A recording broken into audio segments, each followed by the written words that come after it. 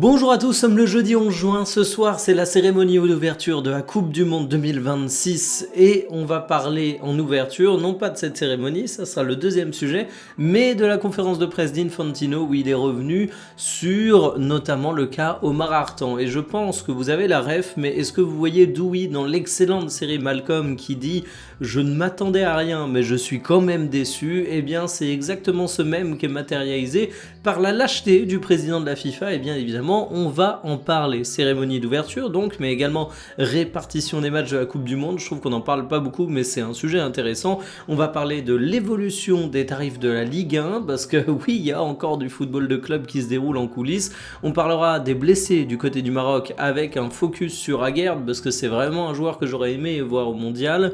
Et on va parler de Jawen, le plus gros transfert de l'histoire de la Ligue 2, et c'est pas le seul point qui fait que c'est une dinguerie. Vous allez le voir. Installez-vous confortablement et bienvenue pour le journal du jour. Toujours le laquais, toujours le sbire, toujours le passe-plat de Donald Trump. Voilà comment on peut décrire Infantino qui était censé défendre en conférence de presse Omar Hartan. Il y avait énormément d'attentes là-dessus puisqu'on le rappelle, l'arbitre somalien était censé être présent pour la Coupe du Monde 2026. Il avait un visa qui était bel et bien en règle. Il a été élu meilleur arbitre africain de 2025 par la CAF. Bref, il faisait la fierté d'un pays et au lieu de ça, il a vu sa dignité complètement bafouée par le fait d'être refusé à l'entrée des États-Unis. Infantino ne l'a absolument pas défendu. Mais question de prendre un petit peu la température de la couleur politique de cette Coupe du Monde, il faut rappeler les déclarations de Donald Trump, les voici, concernant la Somalie et les Somaliens. Alors je sais même pas comment vous résumer ça, hein. En gros il les traite de déchets en disant que c'est un pays pourri, c'est absolument affolant. Et la réaction d'Infantino quand on lui demande de monter au créneau pour Omar Hartan, c'est grosso modo « Ah on n'y peut rien ». Et c'est absolument honteux de voir ça parce que normalement la FIFA allait contre les ingérences politiques dans ces compétitions et la FIFA allait souvent monter au créneau pour que des pays se fassent bons accueilleurs pour des compétitions. Par exemple, le Qatar, on a beaucoup critiqué à juste titre la Coupe du Monde 2022, mais lors de cette Coupe du Monde, il y avait quand même des droits pour les LGBT qui n'étaient pas normalement présents dans le pays. Il y avait quand même une certaine tolérance autour de l'alcool, ce qui n'est pas normalement présent dans le pays. Parce que oui, il y a un côté à Rome fait comme les Romains, mais si tu organises une Coupe du Monde, c'est que tu es censé être tourné vers le monde, l'accueillir, donc faire preuve d'un minimum d'ouverture. Ici, c'est pas le cas. Infantino est particulièrement lâche, mais de toute façon, c'était pas une grande nouvelle. On savait qu'il mangeait dans la main de Donald Trump. Et en fait, quand on a un Infantino qui va dire qu'il faut rester cool, moi, ça me rappelle le discours de l'abbé Pierre. Je vous mets un extrait. Alors, certains d'entre vous le connaissent parce que c'est à la fin d'un son de Necfeu, mais c'est vraiment ça, en fait. Infantino, il dit... Il faut être cool, il faut accueillir tout le monde, il faut avoir un bon esprit. Bon, c'est facile à dire, hein.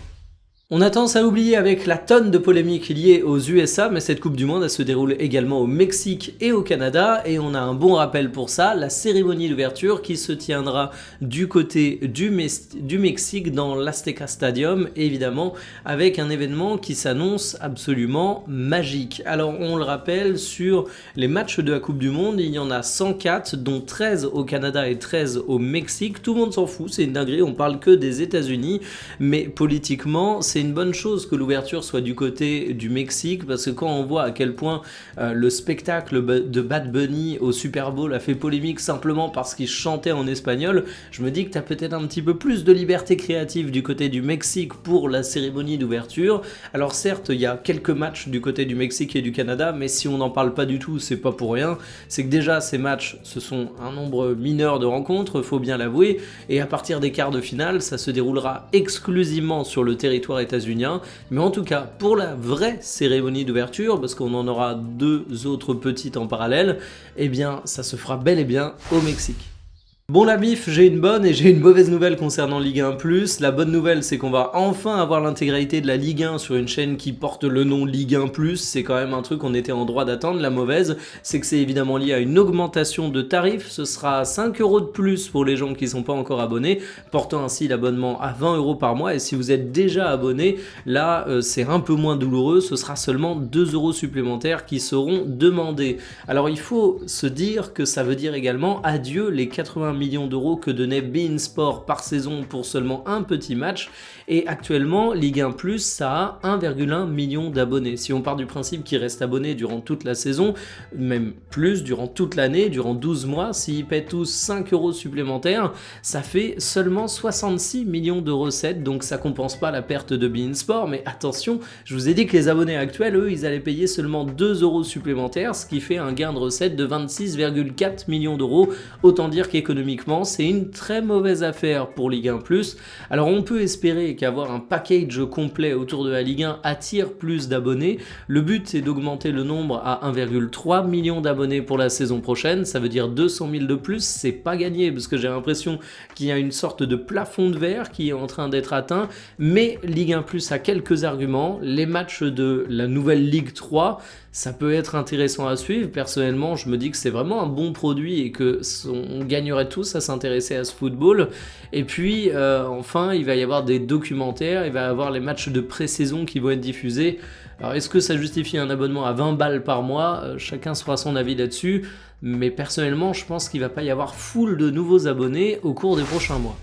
Pas de Eza Alzouli et de Aguerd pour cette Coupe du Monde 2026 du côté du Maroc, c'est évidemment une terrible nouvelle étant donné qu'on parle de deux joueurs qui ont une importance tout sauf négligeable pour la sélection marocaine. Ça me dévaste personnellement et pour les remplacer, on annonce Saadan et Amne Sbaye. Alors de mon côté, je suis particulièrement triste pour Aguerd parce que c'est un joueur que j'apprécie tout particulièrement. J'ai rien contre les autres évidemment, mais Aguerd y a signé en Ligue 1 du côté de l'Olympique de Marseille. Je me disais que l'OM allait choper un joueur d'expérience, un joueur qui a encore un niveau absolument formidable et c'est ce qu'est Aguerd, mais il a connu une saison assez délicate. Alors il a répondu présent, il a fait de bons matchs, mais il n'a pas été épargné par les blessures. On l'a vu notamment au cours du mois de mars jusqu'à mai, on l'a vu en novembre, on l'a vu en septembre, déjà 16 matchs manqués. Ça l'a pas empêché d'être performant, j'insiste, mais cette blessure de plus qui le prive de Coupe du Monde, c'est vraiment cruel pour lui. C'est un joueur qui a 30 ans, donc on peut se dire qu'il a encore une chance de disputer la prochaine Coupe du Monde, il aura 34 ans, mais c'est pas gagné d'avance, et puis surtout, cette Coupe du Monde, elle s'annonce belle pour le Maroc. Les Marocains ont une très belle sélection, une très belle équipe, ils viennent, pas en tant que favoris, il faut pas déconner, mais ils viennent pas du tout pour faire figuration. Aguerd va rater la fête, le Maroc s'en trouve évidemment affaibli, et lui, manque une opportunité unique dans sa carrière, donc force à lui, et force aux Marocains bien évidemment.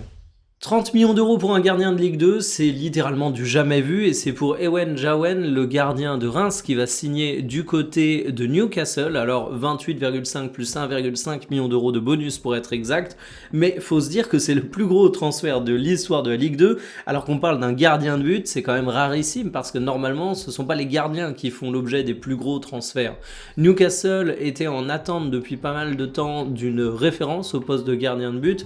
Alors Jawen, c'est peut-être pas du haut de ses 20 ans d'ores et déjà une référence, mais c'est peut-être un des plus grands espoirs du football français. Je vais être honnête avec vous, je le connais pas beaucoup, mais j'ai lu des choses sur lui et à chaque fois c'était des compliments. Il a donc 20 ans, il fait 2 mètres, c'est un profil physique qui est particulièrement apprécié du côté de la PL, on le sait, il était sous contrat jusqu'en 2029 et son prix il vient de la concurrence parce que la presse annonçait Chelsea, le Real Madrid et évidemment Newcastle sur lui. Il a 2 sélections en tant qu'international espoir français. Je suis pressé de le découvrir pleinement du côté de la Première Ligue. On tient peut-être là l'avenir de l'équipe de France à son poste, mais en tout cas c'est un transfert qui va faire du bien aux caisses de Reims et c'est un événement, je le redis, 30 millions d'euros pour un gardien de Ligue 2, c'est unique tout simplement. Terminé pour le journal du jour, cet après-midi je pense faire une grosse vidéo sur mes petits pronostics, non pas à l'échelle de la Coupe du Monde 2026 dans son ensemble, mais à l'échelle de l'équipe de France spécifiquement. L'idée que j'ai, on va voir si ça se matérialise comme ça, il faut encore que j'affine la formule, c'est de dire est-ce que ces Bleus vont réussir ou pas leur Coupe du Monde avec tous les noms.